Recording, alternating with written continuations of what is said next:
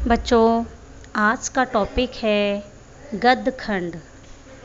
तो आज हम गद्य खंड का प्रथम पाठ प्रताप नारायण मिश्र, है ना, प्रथम पाठ प्रताप नारायण मिश्र का जीवन परिचय पढ़ेंगे। प्रताप नारायण मिश्र का जन्म उन्नाव जिले के वैजे नामक गांव में 1856 ईस्वी में हुआ था। इनके पिता का नाम संकटा प्रताप मिश्र था। मिश्र जी की प्रारंभिक शिक्षा कानपुर में हुई थी। इनके पिता इन्हें ज्योतिष ज्ञान कराकर पैतृक व्यवसाय में लगाना चाहते थे, परंतु मनमौजी स्वभाव होने के कारण मिश्र जी ने स्वाध्याय में ही संस्कृत, उर्दू, फारसी, अंग्रेजी और बांग्ला भाषा का ज्ञान प्राप्त किया। मिश्र जी कानपुर में नाटक सभा का गठन करके हिंदी का अपना रंगमंच बनाना चाहते थे। इन्हें संगीत में रुचि थी। प्रताप नारायण मिश्र को संगीत में भी बहुत रुचि थी।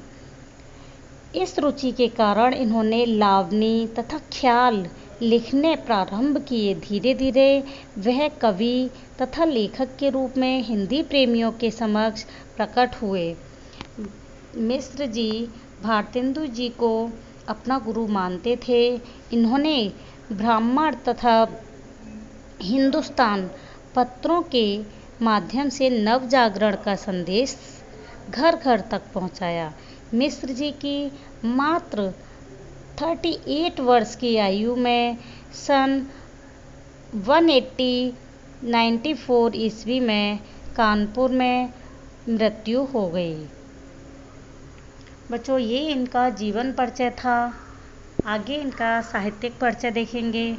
पंडित प्रताप नारायण मिश्र की रुचि लोक साहित्य की रचना करने में अधिक थी, इसलिए इन्होंने प्रारंभ में ख्याल लिखकर तथा साहित्यिक जीवन प्रारंभ किया।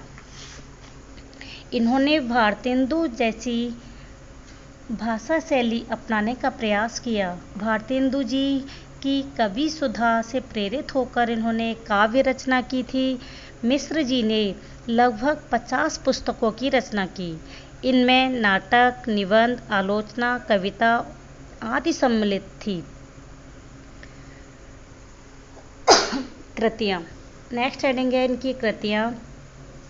कृतियाँ मतलब रचनाएं। इन्होंने बहुत सारी रचनाएं करी थी। निबंध संग्रह में प्रताप पीयूष, निबंध नवनीत, प्रताप